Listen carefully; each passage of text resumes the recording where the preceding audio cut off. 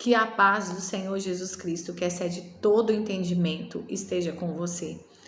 Hoje nós vamos meditar no capítulo 10 do livro de Atos. Ele conta a história de Cornélio, né? Era um centurião romano, um homem importante naquela corte, um homem importante que tinha um cargo importante.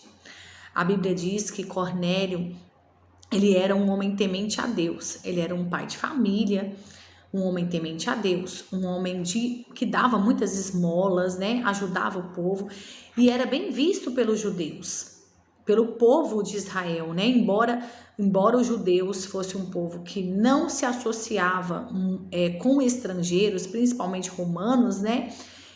A Bíblia diz que Cornélio era um homem bem visto aos olhos dos judeus. Ela diz também, né, a palavra de Deus diz que Cornélio era um homem que orava. Certo dia, né, Cornélio tem uma visão, e nessa visão ele vê um anjo, e esse anjo fala com ele que as orações dele chegaram aos ouvidos de Deus, e que as suas esmolas também eram agradáveis aos olhos de Deus.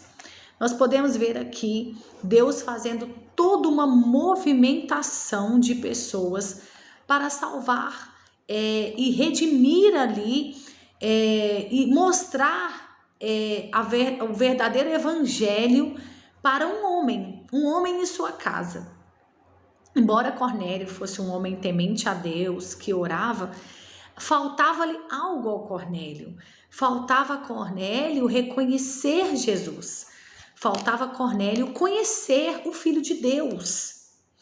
Muitas vezes, né, muitas vezes as pessoas elas se sentem com uma consciência muito tranquila, são pessoas que não praticam ações do mal, né, não praticam crimes, pelo contrário, são pessoas que fazem muita caridade, né, não tem costume não são pessoas briguentas, são pessoas tranquilas que vivem suas vidas, mas ainda assim essas pessoas, elas precisam conhecer Jesus Cristo, o Filho de Deus.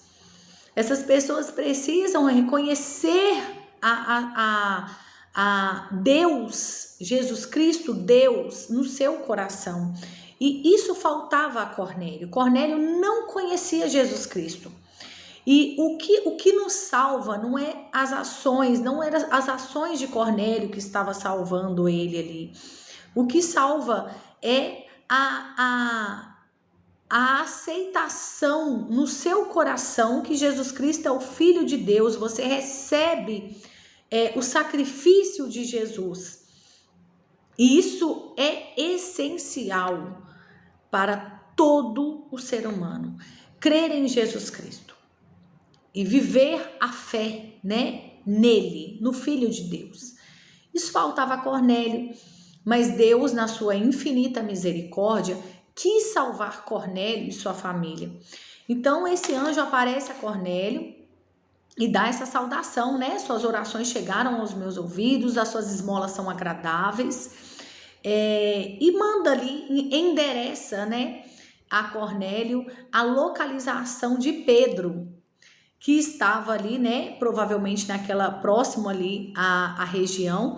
Ele endereça e fala com Cornélio para que mande homens ali buscar Pedro à sua casa. Cornélio imediatamente responde a esse chamado e manda servos até a localização de Pedro, né? O anjo diz assim, ó: este está com um certo Simão curtidor que tem a sua casa junto do mar. Ele te dirá o que deves fazer. Ou seja, era necessário que no coração ali de Cornélio, a palavra, o evangelho entrasse no coração de Cornélio. E para que isso acontecesse, era necessário que o evangelho fosse pregado a Cornélio. Então, o que Deus queria ali, o que aquele anjo direciona, é que eles busquem Pedro para que Pedro pregue o evangelho para aquele estrangeiro. E mostrando assim, não só a Cornélio, mas mostrando a Pedro que Deus não faz exceção de pessoas, né? Ele salva quem ele quer. né? Ele restaura quem ele quer, e que o seu sacrifício na cruz ele é suficiente e eficiente para limpar quem quer que seja, para purificar quem quer que seja. Não importa o pecado, não importa o que essa pessoa viveu antes, não importa em que ela cria antes, mas se naquele momento ela recebe ali a mensagem da cruz, a mensagem da salvação, ela é purificada pelo sangue de Jesus. Então, aqueles homens vão até a casa de Pedro, e nesse trajeto, Pedro está no terraço lá da casa do Simão Curtidor.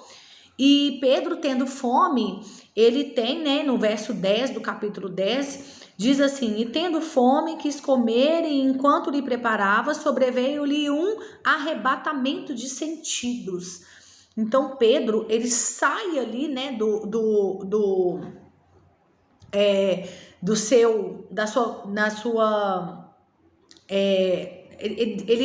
ele é arrebatado, ele sai ali daquela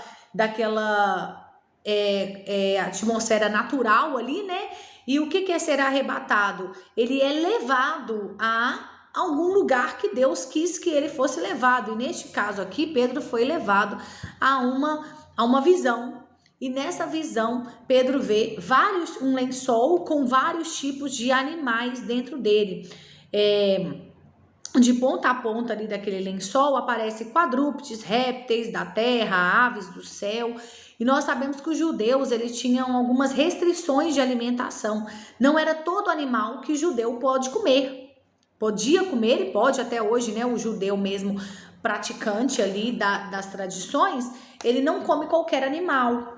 Então, Pedro, ele é levado a um arrebatamento, ele sai, é como se saísse do corpo dele e fosse levado a algum outro lugar, ali fora daquele plano natural, né? Então, ele foi levado e ele viu ali vários animais dentro daquele lençol, e aí, neste momento, se dirige uma voz a ele e diz assim, ó, levanta-te, Pedro, mata e come.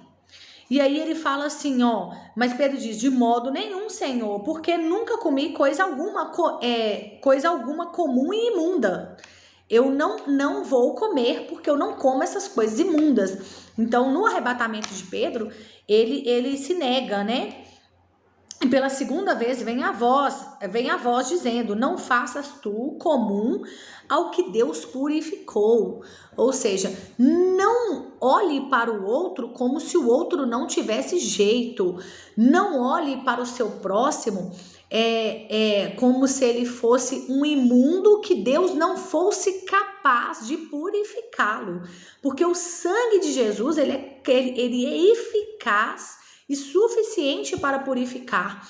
Então, o que Deus estava fazendo ali era preparando Pedro para levar Pedro à casa de Cornélio, porque Deus já sabia das restrições de Pedro para com o estrangeiro, para com o romano. Deus sabia que Pedro era um judeu e ele nem entrava em casa de estrangeiro, de romano, e ele estava preparando Pedro. Como o Senhor é maravilhoso. Como o Senhor move o que tem que ser movido para resgatar um dele, para achar um dele, para ressuscitar um morto, né? Embora Cornélio tivesse uma vida reta, né? Cornélio estava morto e precisava ser vivificado, né? Pelo sangue de Jesus, ele precisava disso. Então, aí ele fala pela segunda vez, e aconteceu isso por 3 vezes, e tornou-lhe a lhe dizer do céu, né? Para ele não tornar impuro aquilo que ele purificou. Estando Pedro ainda, né? Duvidando ali naquela visão, aqueles varões chegam à casa de Simão, o curtidor. Então Pedro, ele termina aquela visão ali, meio em dúvida do que aquilo queria dizer, o que estava acontecendo. E quando esses homens chegam à casa do Simão, eles perguntam sobre Pedro e falam com Pedro, olha, nós fomos enviados aqui por Cornélio, o centurião. O Cornélio, ele é um varão justo, ele é um varão temente a Deus, verso 22, viu, gente? Ele é um varão temente a Deus e que tem bom testemunho de toda a nação, dos judeus, né? Como eu disse antes, ele tem um bom testemunho, as pessoas falam bem dele, né? os judeus falam bem dele. Então ele foi avisado, né, por um santo anjo para vir aqui te buscar. Então Pedro imediatamente se prepara para ir com aqueles varões, né? Chegando à casa de Cornélio, Cornélio já se prostra aos pés de Pedro, né? Afinal de contas, Pedro era aquele homem que o anjo havia pedido, né? E mandado que ele buscasse para sua casa. Mas imediatamente, né? Pedro manda levantar e diz para ele assim, ó: eu também sou homem. Você não tem que se prostrar diante de mim, né? O ser humano tem um pezinho na idolatria, né? O ser humano tem um coração ali disposto, um coração ali com uma grande predisposição para a idolatria. Não pode ver um líder religioso sendo usado por Deus que já quer idolatrar, aí vê o homem fazendo coisa errada e aquilo dali já não importa mais, porque ele já fez muitas coisas boas, então este homem é de Deus, este homem aqui é o homem que eu vou ouvir, é o homem que eu vou servir, é o homem que eu vou seguir, e sendo que nós precisamos seguir a Jesus, não homens como nós, cheios de falhas. É isso que Pedro estava falando com ele: eu sou homem como você, eu sou cheio de falhas, eu sou cheio de erros, eu também cometo pecados, né? E a gente tem, a idolatria não consiste só na adoração de imagens, né? Na adoração e veneração de imagens. A idolatria também está na igreja evangélica, né? Muitos se deixam ser idolatrados, não exortam o povo, gostam dessa condição, se sentem bem na condição de serem reverenciados e idolatrados pelos seus fiéis. Não está somente na imagem, está também nas pessoas. A idolatria também está em desagradar e virar as costas para Deus por causa de alguém que você ama muito, né? Transgredir as coisas do Senhor para não desagradar alguém. Isso tudo entra num pacote de idolatria, né? Abrindo esse parêntese aqui para falar da atitude de Cornélio, que logo vai se prostrar diante de Pedro, e Pedro fala: levanta-se, porque eu sou homem assim como você também. E aí, quando ele chega à casa de Pedro, né, Pedro fala, né, que ele tá lá, mas que não é costume dele entrar na casa de um estrangeiro, de um gentil, né, e que ele precisava saber ali por que ele estava ali. E aí Cornélio começa a contar para ele sobre a sua visão, né, que Deus havia enviado um anjo, e que esse anjo teria pedido ali para que ele fosse buscar Pedro. E aí Pedro entende o porquê que ele estava ali, né? Então Pedro, ele responde para ele o seguinte: reconheço por verdade que Deus não faz exceção de pessoas. Então Pedro, ele entende a motivação pela qual Deus o tirou da casa do curtidor e levou ele para a casa do Cornélio. Ele estava ali para pregar Jesus Cristo. Ele estava ali, né, remido ali com a armadura de Deus e com as sandálias do evangelho, que onde quer que ele pisasse, Deus não faz exceção de pessoas, e Deus preparou Pedro para isso de antemão. Bem antes, Pedro, na sua visão, já foi preparado para chegar ali e com toda a intrepidez, com todo o fervor e com o cheio do Espírito Santo, pregar Jesus para Cornélio e sua casa, né? Cornélio não estava sozinho. A Bíblia diz que a casa de Cornélio estava cheia de gente, já esperando a chegada de Pedro ali. E aí Pedro fala: Deus não faz exceção de pessoas, né? E aí ele começa a falar sobre a obra redentora de Jesus. Ele começa a falar sobre o Filho de Deus, porque era isso que faltava a Cornélio. Cornélio faltava conhecer, ele faltava que a espada do evangelho atravessasse o seu coração. E ao atravessar o seu coração, ela ia penetrar entranhas, juntas, ela ia penetrar o seu corpo, a sua alma e o seu espírito, e traria ao conhecimento de Cornélio de quem ele era. Ele era também um pecador que precisava ser perdoado com toda a sua retidão, com todas as suas boas ações. Cornélio precisava ser perdoado pelo Senhor, ele precisava ser lavado no sangue de Jesus. E Pedro estava ali para empunhar essa espada, estava empunhando essa espada da palavra.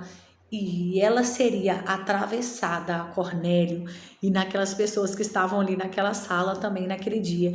Então Pedro começa a falar, né, como Deus ungiu a Jesus de Nazaré, com o Espírito Santo e com virtude, o qual andou fazendo o bem e curando a todos os oprimidos do diabo, porque Deus era com ele.